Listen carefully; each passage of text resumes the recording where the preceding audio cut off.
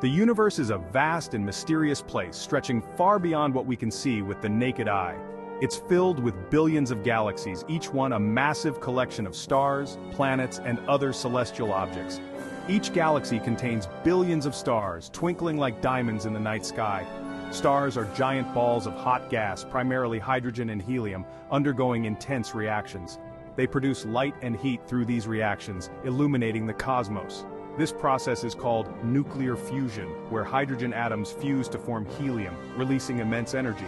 Stars are not alive like humans and animals, but they have a life cycle, evolving over millions or even billions of years. They are born in stellar nurseries, they mature into main sequence stars, and they eventually die, often in spectacular explosions. The process of how stars are born is amazing, beginning in vast clouds of gas and dust known as nebulae. It all starts with huge clouds of gas and dust which collapse under gravity to form new stars, continuing the cycle of stellar evolution. Nebulae are giant clouds of gas and dust. They are like giant star factories.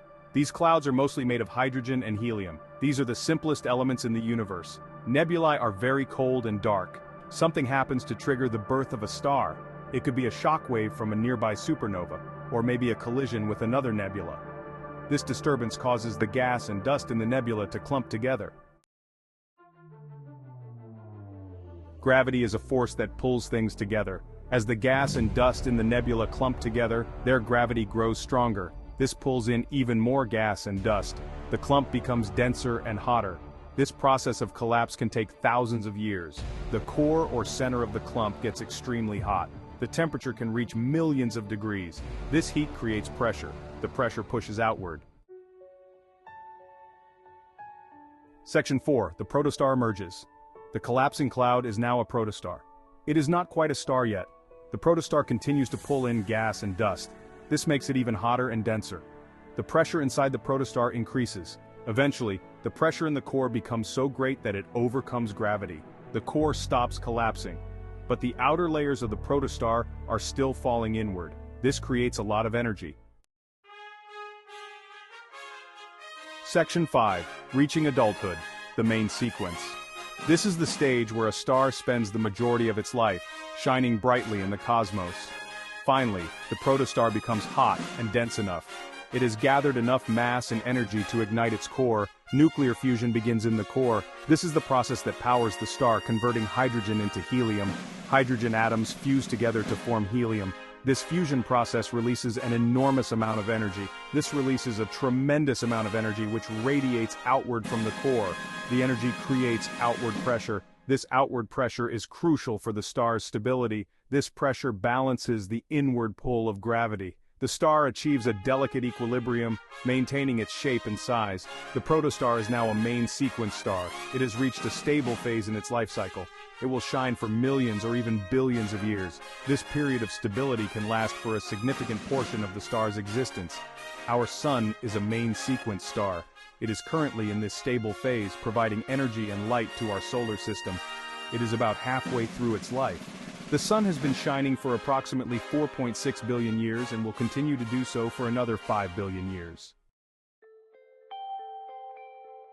Section 6. Stellar Endings, a Blaze of Glory. In this chapter, we explore the magnificent and dramatic final stages of a star's life. Eventually, a star will run out of hydrogen fuel, the essential element that powers its nuclear fusion reactions. What happens next depends on the star's mass. The fate of a star is intricately tied to its size, dictating whether it will end in a gentle fade or a cataclysmic explosion. Small stars, like our Sun, will expand and become red giants. This transformation is a slow and steady process, taking millions of years.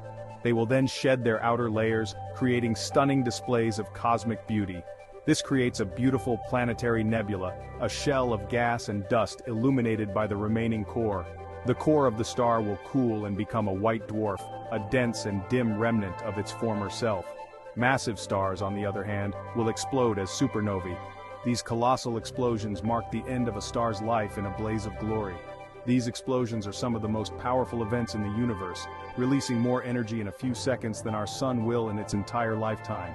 They can outshine entire galaxies, briefly becoming the brightest objects in the cosmos. Supernovae create heavy elements like gold and uranium through intense nuclear reactions. These elements are scattered into space, seeding the cosmos with the building blocks of new stars and planets. They can become part of new stars and planets, continuing the cycle of stellar evolution. The life cycle of a star is a story of incredible forces and transformations, from birth in a nebula to a dramatic end.